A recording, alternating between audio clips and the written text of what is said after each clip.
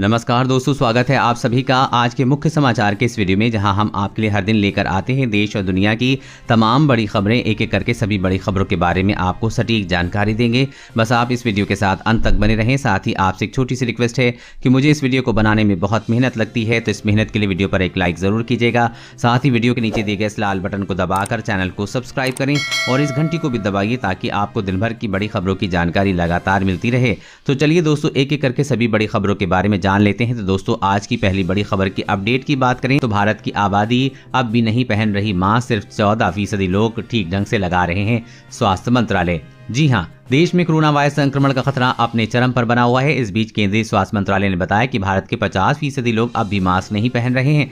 स्वास्थ्य मंत्रालय ने बताया कि मास्क नहीं लगाने वाले का डेटा 25 राज्यों में ऐसे किए गए सर्वे पर आधारित है। सर्वे के मुताबिक 50% लोग मास्क नहीं लगा रहे हैं, 64% लोग मास्क से मुंह को ढक रहे हैं लेकिन नाक को नहीं, 20% लोगों का मास्क ट्रोली पर लगा हुआ है और 2% गर्दन में फंसा कर रखते हैं। स्वास्थ्य मंत्रालय ने कहा है कि सिर्फ 14% लोग ही हैं सही तरीके से मास्क पहनते हैं, जिसमें नाक, मुंह, ठोड़ी सभी ढके होते हैं। लोगों की इसी लापरवाही की वजह से देश में लगातार कोरोना फैल रहा है। वैसे दोस्तों, आप नियमित रूप से मास्क का इस्तेमाल करते हैं या नहीं, नीचे कमेंट करके जरूर बताइएगा। और अगली बड़ी खबर की बात करें तो सड़कों से हटेंगे सभी पुराने वाहन। यूपी और कर्नाटक में है सबसे ज्यादा ओल्ड व्हीकल, अगले महीने से होगी शुरुआत। जी हाँ, देश के विभिन्न राज्यों में 15 साल पुराने 4 करोड़ से अधिक वाहन सड़कों पर धुआं उगल रहे हैं। इससे वायु प्रदूषण होने के पर्यावरण को भारी नुकसान पहुंच रहा है। केंद्र सरकार वैकल्पिक कबाड़ नीति लागू कर ऐसे वाहनों को सड़कों से हटाने की तैयारी शुरू कर दी है। सड़क परिवहन व राजमार्ग मंत्रालय के आंकड़ों के अनुसार 15 साल पुरानी वाहनों की कुल संख्या 4 करोड़ से अधिक है। इसमें तेलंगाना, आंध्र प्रदेश, मध्य प्रदेश, लक्षद्वीप के वाहनों की संख्या शामिल नहीं है, अन्यथा पुराने वाहनों का आंकड़ा अधिक हो जाएगा। सड़क परिवहन एवं राजमार्ग मंत्रालय ने वैकल्पिक कबाड़ नीति संबंधी ड्राफ्ट नोटिफिकेशन जारी कर दिया है। हितधारकों से सुझाव आपत्ति के बाद इसमें आगामी माह में लागू कर दिया जाएगा। नए कानून लागू होने पर 15 साल पुराने व्यावसायिक वाहन व 20 साल पुराने निजी वाहनों को कबाड़ घोषित कर दिया जाएगा। और अगली बड़ी खबर की बात करें तो अमेरिका, चीन समेत आधी दुनिया में बिगड़े हालात। WHO ने कहा कि डेल्टा से भी खतरनाक वेरिएंट आने की आशंका है। जी हां, अमेरिका, चीन समेत खाड़ी देशों में फिर से कोरोना वायरस बेकाबू हो चुका है और फिर से पाबंदियां लगाई जा रही हैं। अमेरिका और इजराइल जैसे देशों में तो मास्क लगाने तक से प्रतिबंध हटा लिया गया था, लेकिन एक बार फिर भी इन देशों में कोरोना वायरस बेकाबू होने के बाद प्रतिबंधों को लागू कर दिया है। अमेरिका और इजराइल में जहां मास्क लगाना अनिवार्य कर दिया गया, वहीं चीन के कई हिस्सों में लॉकडाउन लगा दिया गया है। इन सबके बीच WHO ने कहा है कि हमें किसी भी कीमत पर कोरोना के मामले को दबाना ही होगा, नहीं तो पूरी दुनिया की स्थिति आउट ऑफ कंट्रोल हो जाएगी। WHO ने कहा कि कोविड-19 का डेल्टा वेरिएंट दुनिया के लिए एक चेतावनी है।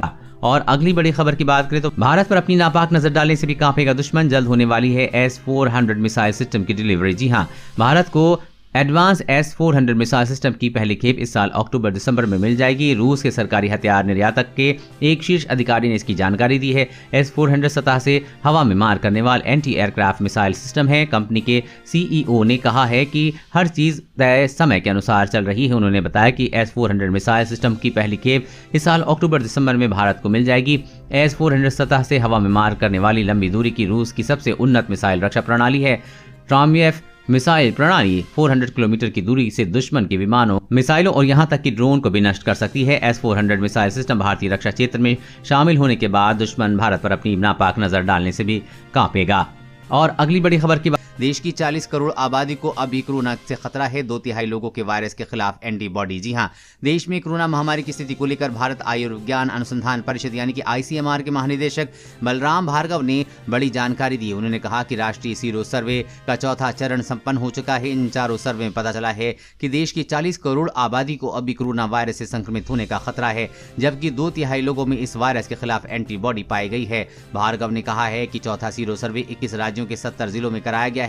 इनमें से 6 से 17 वर्ष के आयु वर्ग के बच्चों को भी शामिल किया गया था। इससे पता चला है कि देश की 40 करोड़ आबादी को अब भी कोरोना वायरस से संक्रमित होने का खतरा है, इसलिए वैक्सीन की रफ्तार को बढ़ाना होगा। और अगली बड़ी खबर की बात करें तो मोबाइल यूजर्स के लिए सरकार का अलर्ट। मुसीबत से बचना है तो तुरंत करें ये काम। जी हां, भारत सरकार ने सभी Apple iPhone, Android mobile phone और विंडोज डिवाइस यूजर्स के लिए अलर्ट जारी किया है।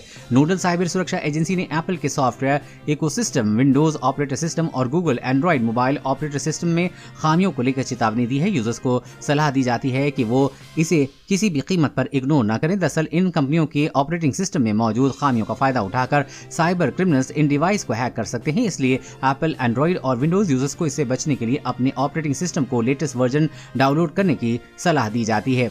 और अगली बड़ी खबर की बात करें तो सावधान, वैक्सीन नहीं, कोरोना बना रहा पुरुषों को नपुंसक। जाने क्या कहती है ये स्टडी। जी हाँ, कोरोना वायरस से बचाव का फिलहाल दुनिया भर में एक भी हथियार है, टीकाकरण। हालांकि कुछ अफवाहों ने लोगों के मन में ये भी आशंका भर दी है कि वैक्सीन लेने से पुरुष नपुंसक हो रहे हैं, लेकिन ये एक भ्रांति से ज्यादा और कुछ नहीं है। इस बीच एक नई स्टडी आई है जिसमें दावा किया गया है कि वैक्सीन लेने से नहीं बल्कि कोरोना संक्रमित होने से पुरुषों में नपुंसकता आ सकती है। World Journal of Men's Health में छपे अध्ययन में वैज्ञानिकों ने कोरोना से संक्रमित हुए और संक्रमित न होने वाले पुरुषों के ऊतकों यानी कि टिश्यू में अंतर को विस्तार से बताया है। इस अध्ययन में वैज्ञानिकों ने पाया है कि कोरोना वायरस शरीर में रक्त वाहिकाओं यानी कि ब्लड सेल्स को नुकसान पहुंचा सकता है, जिसके परिणाम स्वरूप शरीर के कई अंग प्रभावित हो सकते हैं और पुरुषों का प्राइवेट पार्ट भी इसमें शामिल है। उन्होंने कहा कि इस वायरस के प्रतिकूल प्रभावों में से एक नपुंसकता भी हो सकती है। और अगली बड़ी खबर की बात करें तो रेल यात्री कृपया ध्यान दें, अब स्लीपर के खर्चे में उठाएं एसी इकोनॉमी क्लास का लुत्फ, ऐसी होगी सीटें। जी हाँ, रेल यात्रियों के लिए एक अच्छी खबर है। आने वाले दिनों में वो स्लीपर क्लास के किराए में ट्रेनों में एसी इकोनॉमी क्लास में सफर का लुत्फ उठा सकेंगे। दरअसल भारतीय रेलवे ने इन दिनों अपनी पुरानी कोचेस को अपग्रेड करने में तेजी में लगा हुआ है।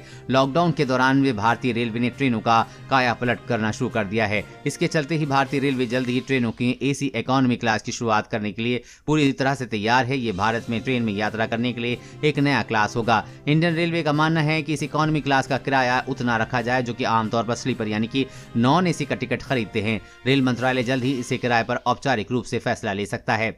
और अगली बड़ी खबर की बात करें तो कम रोग प्रतिरोधक क्षमता वाले मरीजों को कपड़े का मास्क नहीं पहनना चाहिए, रिसर्च में हुआ खुलासा। इन्हें ब्लैक फंगस का ज्यादा खतरा। जी हाँ, कम रोग प्रतिरोधक क्षमता वाले मरीजों को कपड़े का मास्क नहीं पहनना चाहिए। डॉक्टरों के मुताबिक लंबे समय तक कपड़े का मास्क पहनने से गंदगी होने की वजह से ब्लैक फंगस होने की संभावना ज्यादा हो जाती है, खासकर ऐसे मरीज जिनकी रोग प्रतिरोधक क्षमता बहुत कम है। इन्हें बहुत ज्यादा सावधान रहने की जरूरत है। एक रिपोर्ट के अध्ययन में 200 मरीजों में कोरोना वायरस से संक्रमित थे। इस दौरान ब्लैक फंगस संक्रमण से पीड़ित 71.2% मरीजों ने या तो सर्जिकल या कपड़े का मास्क का इस्तेमाल किया था। डॉक्टरों ने बताया कि कपड़े वाले गंदे मास्क का कई बार और देर तक इस्तेमाल करने से ब्लैक फंगस का खतरा ज्यादा बढ़ सकता है। और अगली बड़ी खबर की बात करें तो मोबाइल वॉलेट प्रीपेड कार्ड के कस्टमर भी एटीएम से निकाल सकेंगे कैश, आरबीआई ने करे बड़े बदलाव। जी हाँ, देश में डिजिटल बैंकिंग का दायरा बढ़ाने और अधिक से अधिक यूजर्स को जोड़ने को लेकर रिजर्व बैंक ने एक और अहम फैसला किया है। आरबीआई ने ये फैसला प्रीपेड पेमेंट इंस्ट्रूमेंट यानी कि पेमेंट कार्ड और वॉलेट जारी करने वाले नॉन बैंकिंग इंस्टीट्यूशन के लिए किया है। दरअसल रिजर्व बैंक ने नॉन बैंकिंग इकाइयों की ओर से फुल केवाईसी वाले पीपीईआई धारकों को हर महीने 10,000 रुपए तक कैश निकासी की मंजूरी दे दी है। इसका मतलब है कि अगर आप पेटीएम, फोन पे, गूगल पे जैसे मोबाइल वॉलेट या पेमेंट कार्ड का इस्तेमाल करते हैं तो आप एटीएम से पैसे निकाल सकते हैं। रिजर्व बैंक की ओर से जारी सर्कुलर के मुताबिक बैंक या नॉन बैंकिंग संस्थाओं की ओर से जारी सभी प्रीपेड पेमेंट्स इंस्ट्रूमेंट्स का 31 मार्च 2022 से लागू हो जाएंगे। साथ ही केंद्रीय बैंक ऐसे पीपीआई में अधिकतम राशि सीमा 2 लाख रुपए कर दी है। पहले ये सीमा 1 लाख रुपए थी। इसका मतलब ये है कि अब वॉलेट में 2 लाख रुपए तक रखा जा सकता है। और अगली बड़ी खबर की बात करें तो अमेरिकी रिपोर्ट में दावा, भारत में कोरोना से करीब 50 लाख मौतें, विभाजन के बाद सबसे बड़ी मानव त्रासदी। जी हां, भारत को कोरोना महामारी ने गंभीर रूप से प्रभावित किया है। दुनिया भर में कोरोना संक्रमण के मामले में भारत दूसरे स्थान पर है और संक्रमितों की मौत के मामले में तीसरे स्थान पर है।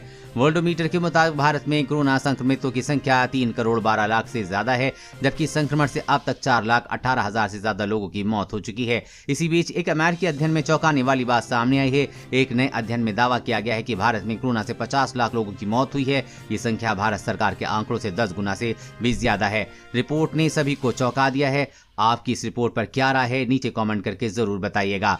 और अगली बड़ी खबर की बात करें तो आम आदमी को झटका, केंद्रीय बैंक ने बढ़ाई फीस, कल से दूसरे बैंक के एटीएम से पैसा निकालना पड़ेगा महंगा। जी हां, ग्राहकों को जरूरतों को ध्यान में रखते हुए बैंक कई तरह की सेवाएं उपलब्ध कराते हैं। आमतौर पर ग्राहकों के लिए 1 माह में एटीएम के जरिए 5 लेन देन बिल्कुल मुफ्त होते हैं। इसके साथ ही किसी अन्य बैंक के एटीएम से 3 लेन देन और मुफ्त दिए जाते हैं। अगर आप 1 माह में एटीएम के जरिए इस लिमिट से ज्यादा लेन देन करते हैं तो बैंक आपसे शुल्क वसूलते हैं। अब भारतीय रिजर्व बैंक ने बैंकों को वित्तीय लेन देन के लिए प्रति लेन देन इंटरचेंज शुल्क 15 रुपए से बढ़ाकर 17 रुपए और सभी केंद्रों में गैर वित्तीय लेन देन के लिए यह शुल्क 5 रुपए से बढ़ाकर 6 रुपए करने की अनुमति दी है। यानी कि अब आपको लिमिट से ज्यादा एटीएम का इस्तेमाल करना महंगा पड़ेगा। और अगली बड़ी खबर की बात करें तो बड़ी राहत, कोरोना महामारी की वजह से इस साल नहीं बढ़ेगी सरकारी और प्राइवेट स्कूलों की फीस, टीचर्स को भी मिलेगी रेगुलर सैलरी। जी हां, कोरोना महामारी के समय में यूपी सरकार की तरफ से प्राइवेट और सरकारी स्कूल में पढ़ने वाले बच्चों के लिए राहत की खबर है। इस साल स्कूल की फीस नहीं बढ़ेगी। सरकार के इस फैसले से लाखों पेरेंट्स को बड़ी राहत मिली है। महामारी को देखते हुए सरकार ने स्कूल की फीस बढ़ोतरी पर इस साल रोक लगा दी है। राज्य के डिप्टी सीएम दिनेश शर्मा ने कहा है ये नियम पूरी यूपी के सभी स्कूल में लागू होगा। स्कूल चाहे किसी भी बोर्ड का हो या फीस नहीं बढ़ सकेगी। डिप्टी सीएम ने कहा कि कोरोना महामारी की वजह से इन दिनों स्कूल पूरी तरह से बंद हैं, सिर्फ ऑनलाइन पढ़ाई हो रही है। ऐसे में सरकार ने स्कूल फीस न बढ़ाए जाने का फैसला लिया है। सरकार के इस फैसले से पेरेंट पर एक्स्ट्रा बोझ नहीं पड़ेगा। वहीं स्कूल में नियुक्त टीचर्स और दूसरे कर्मचारियों को नियमित सैलरी देना भी सुनिश्चित किया गया है। दोस्तों, आज की खबरों में बस इतना ही। इसी तरह हर रोज काम की खबरें जानने के लिए आप हमेशा हमारे साथ जुड़े रहें। हमारे साथ जुड़ने के लिए वीडियो के नीचे दिए गए इस लाल बटन को दबाएं और साथ ही इस घंटी को भी दबाइए ताकि आपको हर खबर की सटीक